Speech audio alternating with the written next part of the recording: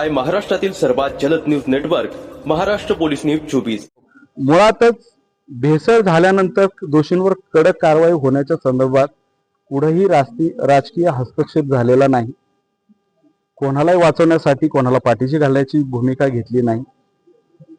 तालुका पातळीवर असलेल्या police station पासून एफडीए पर्यंत किंवा पोलीस प्रशासन असेल, अन्न औषध प्रशासन मंत्रालयातला विभाग असेल, या सगळ्या गोष्टींमध्ये कोणताही हस्तक्षेप कोणत्याही राजकीय व्यक्तींनी केलेला नाही।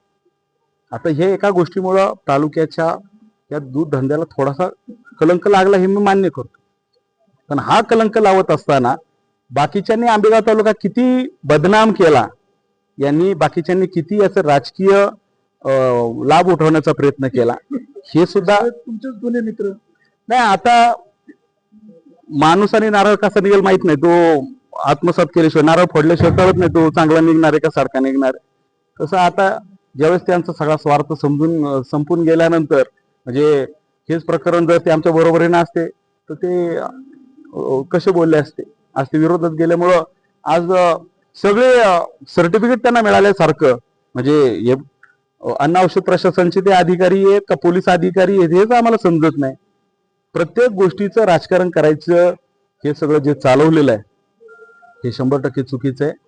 तालुका या बाकीच्या गोष्टींमुळे कोण अधिक जास्त बदनाम करतंय याचं सुद्धा आत्मचिंतन होणं गरजेचं आहे। महाराष्ट्र पोलीस न्यूज 24 साठी महाराष्ट्र प्रतिनिधी पंकज सरोदे।